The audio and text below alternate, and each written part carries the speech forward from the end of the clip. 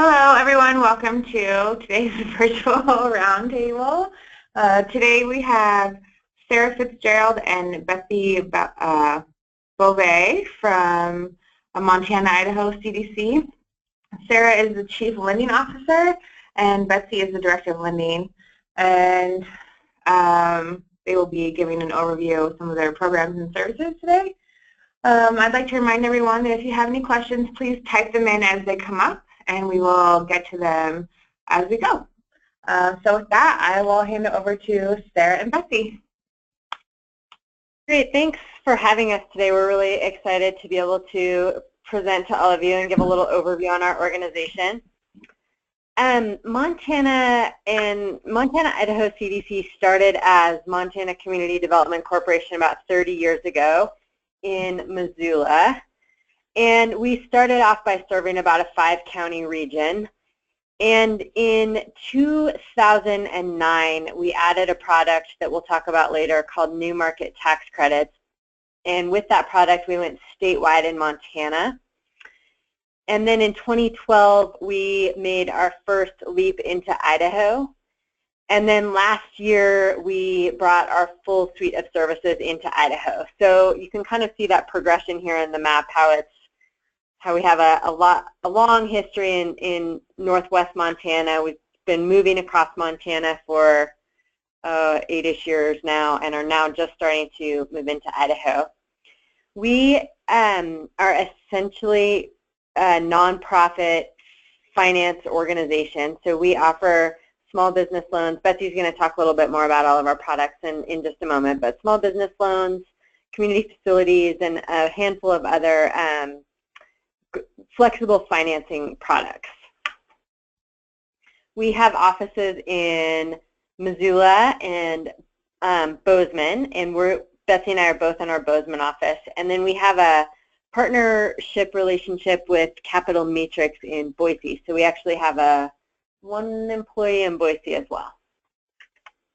And I'm going to pass it off to Betsy, who's going to talk about all of our small business lending, and then I will come back and do a little overview on New Market Tax Credits. And at any time, I think we can pause for questions. So just let us know, or I think Amanda will let us know as questions come up. Thanks, Sarah. So as Sarah mentioned, we have our nonprofit financing institution. 100% of the people that we work with can't get traditional bank financing. And so we look at doing a couple different things. We do small business lending, and about half of our small business lending last year was in Idaho and primarily in the Treasure Valley. We also do community facility lending and what we call ROC, or resident-owned community, which I'll talk about a little bit further. Our small business loans, our loan size kind of is between about $1,000 and $1 million. Our average loan size is about $120,000. And we do a variety of different types of loans. We can do term loans, we can do lines of credit, we can do revolving lines of credit, and then we also just work with a variety of business types. So we'll work with startup businesses, which are often very difficult for banks to sort of offer initial financing to.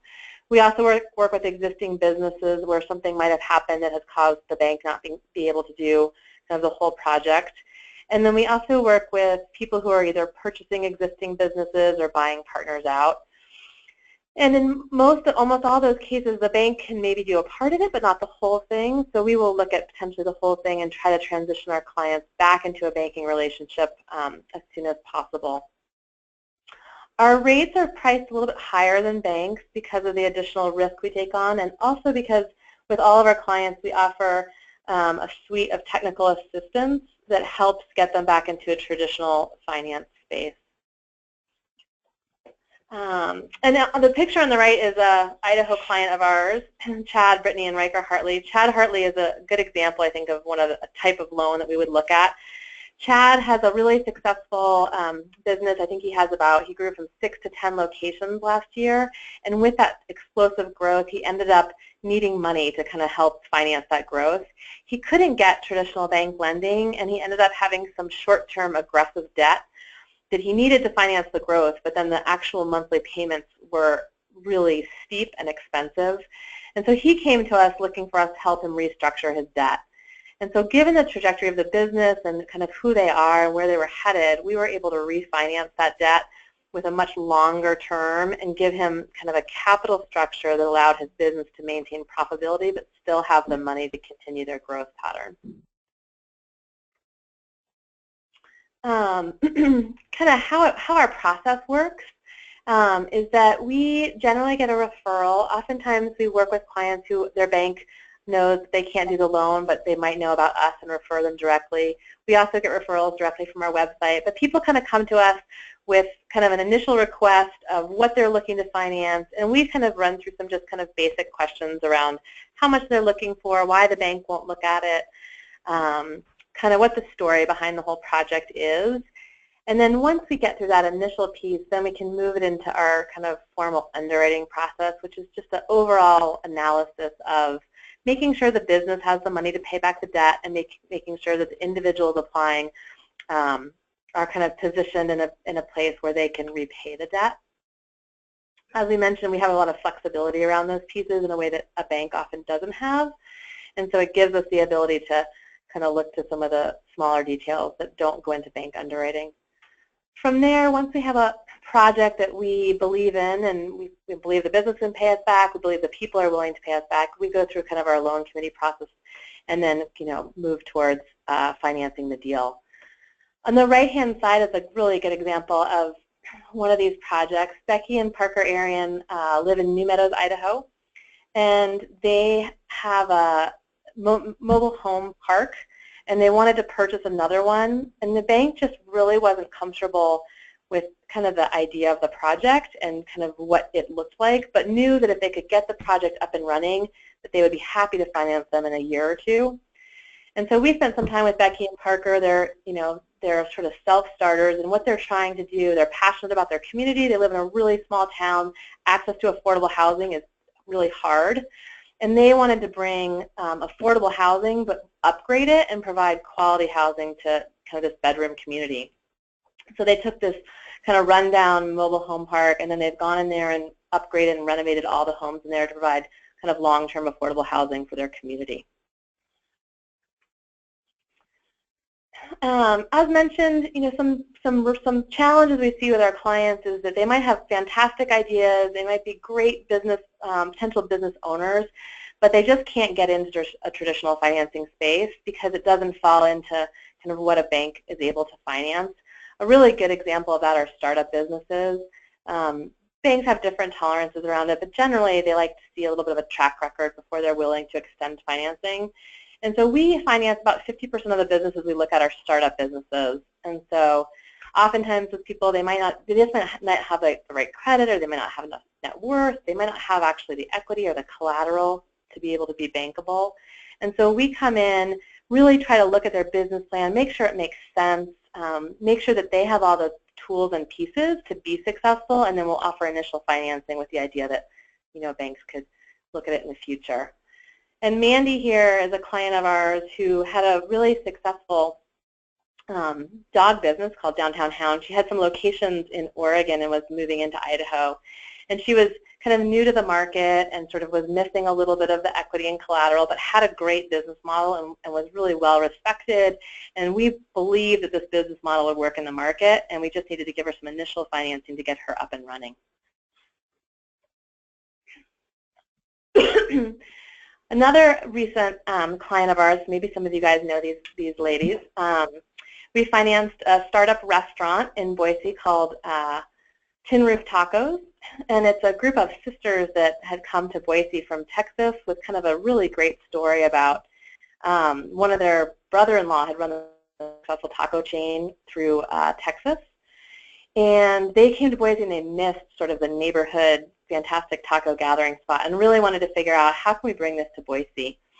Well, restaurants are a tricky thing that banks, I think, often have it's a challenging industry to finance because there's a high rate of failure. These guys didn't have the collateral, didn't have some of the equity pieces, but they had all the ingredients. One of them had, Susan, had been working in the restaurant in Dallas for 4 to 5 years. She had seen all these different stores start, build their clientele and be successful. So we knew they had the ingredients to run the business. We knew that they had a great concept. And so we spent time trying to work with them to figure out the right location and provide finance to get them up and running. And they're actually in the process of getting refinanced by a bank currently due to their success. They opened in January last year. One of our goals is, as I mentioned, is we're a short-term financing option for people to help get them up and running so they can have a long-term bank relationship. With that, we see high numbers of our clients getting refinanced with a bank, and that gives them access to a cheaper cost of capital and just puts them into a long-term relationship where they can access other services like a line of credit or additional business financing.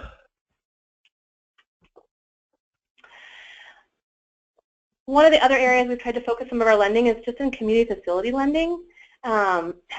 We have recognized that especially in some of our rural areas, the value of having some of these facilities, they're often with nonprofits and they are often sort of short on some portion of the financing.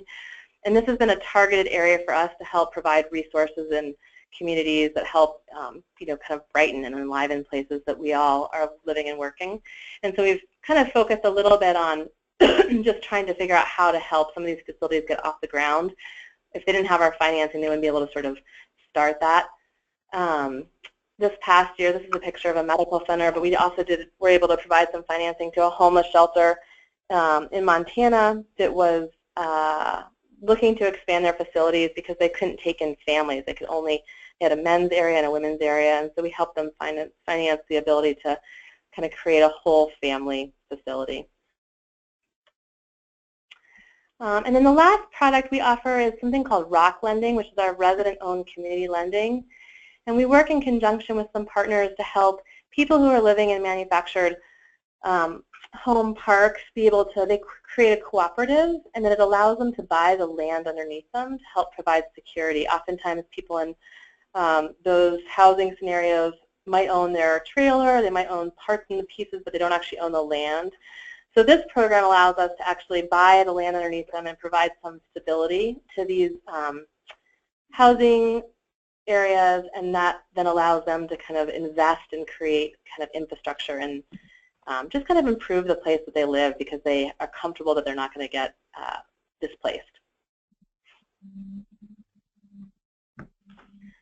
If anyone has any questions about the small business lending or community facilities lending, please don't hesitate to ask. I'm going to go ahead and pass this over to Sarah to talk about our New Markets Tax Credit Program. Yeah, so far we don't have any questions. So, okay, great. Go. Thanks, Betsy. So this is a different component. We have been doing the small business lending for almost 30 years to non-bankable clients. New Market Tax Credits is a program that came out of the Jobs Act. And the idea was to incentivize development and job creation in low-income census tracts across the country. And the program has been quite successful. The idea was initially to kind of create a first mover incentive so that in those areas that developers may be afraid to kind of make the first investment, this program could help them do that. Let's see. Sorry, I might be a little bit ahead of myself in the slides here. I think we'll get a little bit more into the details of how it works, but in general, the program provides a tax credit for the investor, which is the financial institution that comes in on the lending side of the project as well. And by purchasing that tax credit, there is a pool of cash that is generated that provides about 20% of the total project costs to the borrower. And so therefore, hopefully it is working across the country to provide this incentive for projects that otherwise wouldn't get done. So this map, I think we're a little, this is a little outdated, but this is an example of some of the projects that we've done throughout Montana and Idaho. We did start the program in Montana and moved into Idaho in 2012. And I'm going to go into the Idaho projects in a little bit more detail later in the presentation. But this gives you just kind of an overview of the locations and maybe the types of projects And we'll dig into that a little further here. So the program has been on an annual renewal process since its inception. However, just this year, the program received a 5-year extension. So we now have 5 years out in front of us where we know the program, we expect that the program will be available. It is a competitive application process. Montana CDC has been lucky in that we've received an allocation, I think 7 of the last 8 years, which we've been very grateful for, and we certainly don't expect to get one, but are very glad when we do, and hopeful that we always will. There's been a huge investment in low-income areas and many jobs that have been created and retained, about 750,000 jobs, which doesn't encompass the whole life of the program, but almost. And then that last statistic is just to indicate that there are degrees of economic distress based on the census tract maps, and that the majority of this program has been utilized in the census tracts that are considered severely distressed. So what do these projects look like? The general criteria is listed here. So first of all, the project has to be located in a qualifying census tract. Second, the project has to have total project costs of $4 million or greater. And that's because they're quite expensive to close. And so if the project size gets much smaller than that, you just reduce the subsidy going into the project so much that it's kind of not worth the effort. There has to be a demonstrated gap in the financing stack of the project, which is to say the project without new market tax credit subsidy, the project will not move forward as presented. And then number 4, the project has to show that it will create strong impacts for low-income people and places.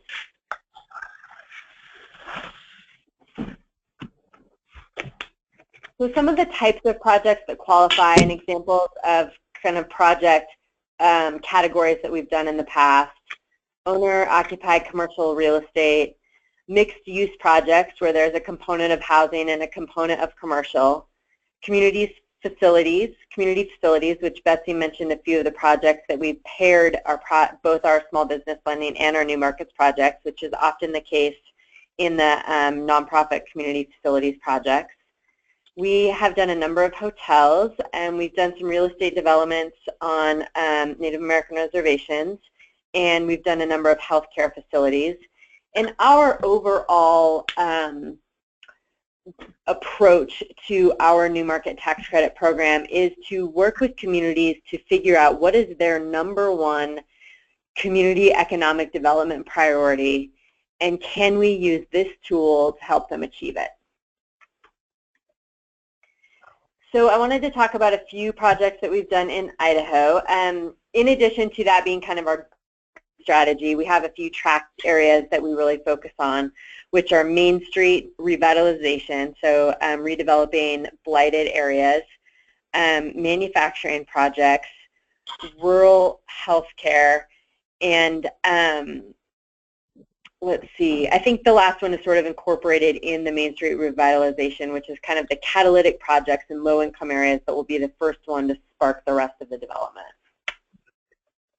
So the first project that I just wanted to give a quick overview on, many of you may be familiar with the company Western States Caterpillar. They have a handful of locations across multiple states. This was a new facility for them in Pocatello, Idaho. And the project, they had been wanting to move their location and build a larger facility for years. But in order to staff a larger facility, they also needed a training center because they couldn't find enough qualified mechanics. They needed to train them in-house. And building the training center was going to cost quite a bit extra, and they didn't have when they were looking at the overall cost of the project, it just didn't pencil to include the training center. And with new market tax credits, the subsidy was able to come in and cover the cost of the training center, which allowed them then to bring in new people, hire new people, and create a whole bunch more jobs at their new location. Seasons Medical Professionals Building was a new medical facility for kind of various medical professional offices in Rexburg, Idaho. And the community, I'm sure many of you are familiar with the growth of Rexburg, but the community has been growing at kind of unprecedented rates. And because of the Ricks College turning into a four-year college in that community, most of the new people coming in are young, very young people. And there just wasn't the infrastructure to keep up, both on the medical side and also on the sort of housing and job side. And this project was built specifically to address the need for additional medical professionals in the community. I think we completed it in a couple years ago, so it's pretty much up and running now, providing additional medical services in the community of Rexburg. Coeur d'Alene Medical Center was in addition to the hospital there. Kind of same deal with the focus on increasing medical services in rural communities. And Golden Valley Naturals is a jerky manufacturing facility. This may also be a company that people are familiar with. They were also looking to expand. This project actually qualifies in a slightly different way than the others. Most of them have to be in a qualified census tract. The other way to qualify is by population.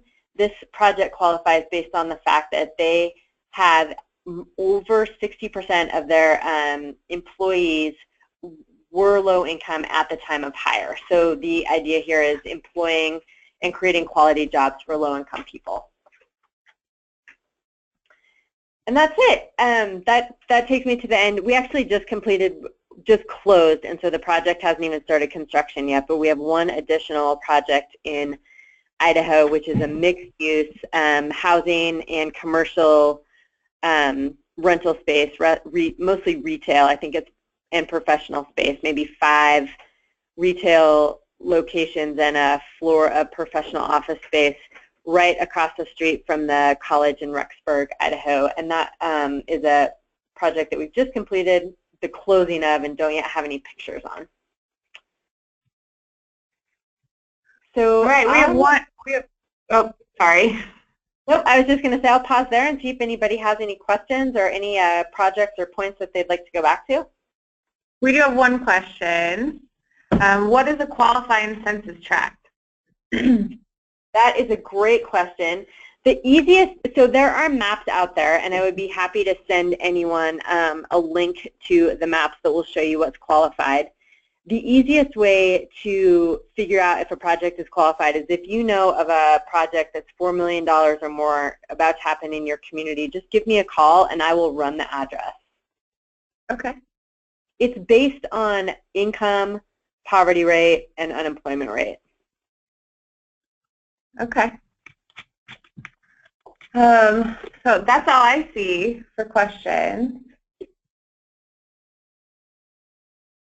there anything else you ladies would like to touch on? Or if anyone has a question, please feel free to type it in and we'll get to it.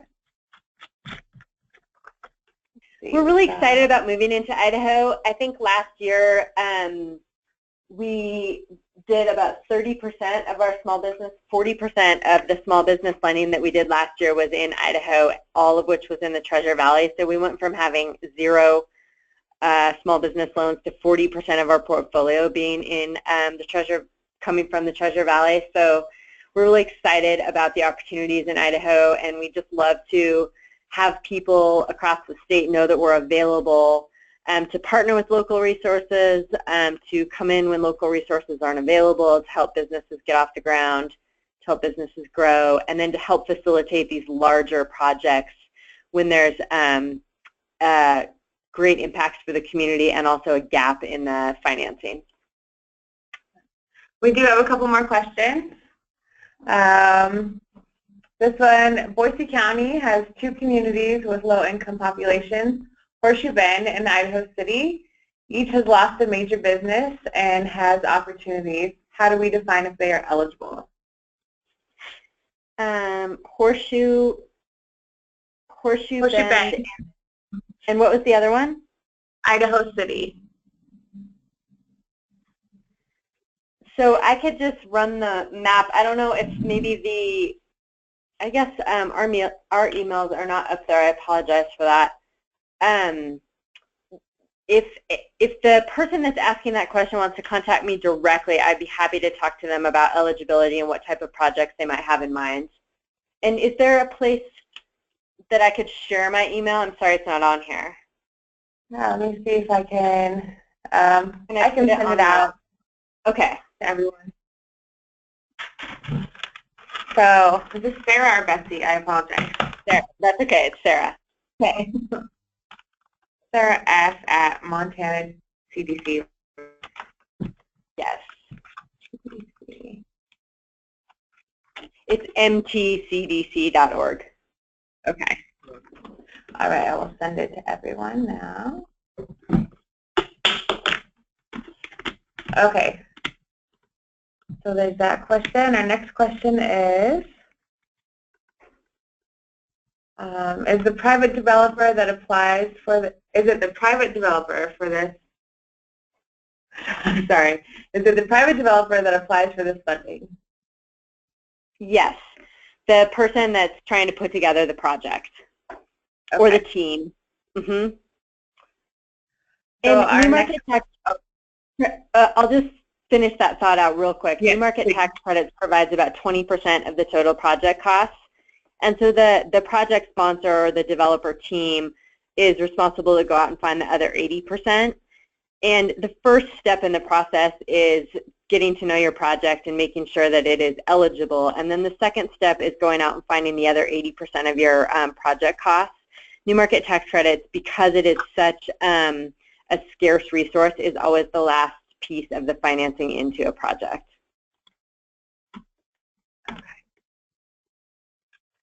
So our next question is, will you provide loans against inventory for a purchase of an existing business by a new owner?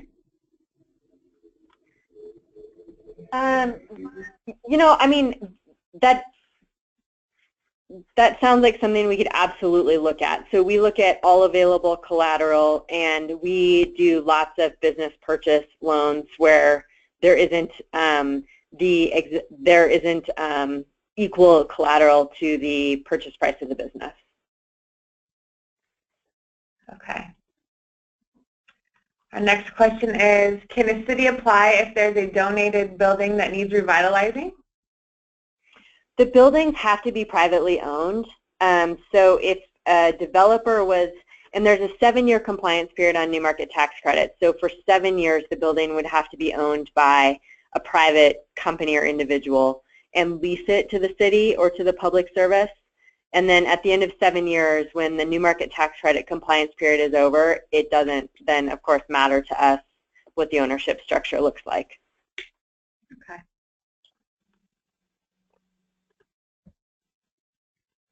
And I believe that's all I see question-wise. I have, oh, that slide to you. We have one more. Was the last project listed in Shelley based on how many new hires are LMI? You mentioned 60% of new hires are LMI. Is 60% total? I just missed the very last part, but yes, the regs are that 60% of the new hires, so at time of hire, have to be LMI, and then hopefully with the idea that they're getting a stable long-term job that will help them move out of that category. Okay. What are the interest rates? On the small business loans, the interest rates are about 8.5%. Okay.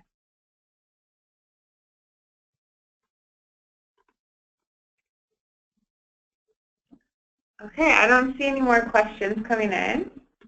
Okay, we are more than happy to get on the phone or have conversations by email with people that have specific projects or just kind of general questions that pop up later. So please feel free to contact us. We would love to kind of just learn more about Idaho and what people are interested in and what the needs are in the various communities across the state. Awesome. Thank you, ladies, so much for presenting for us today. I would like to remind everyone that These are recorded, and so if you would like to share these or view it again, please get a hold of anyone of us here at the Department of Commerce. My email is amanda.ames@commerce.idaho.gov. And I see no other questions, but a couple of comments which we will follow up on. John, I see him there. And thank you very much for attending. Thanks again, ladies. Thanks so much.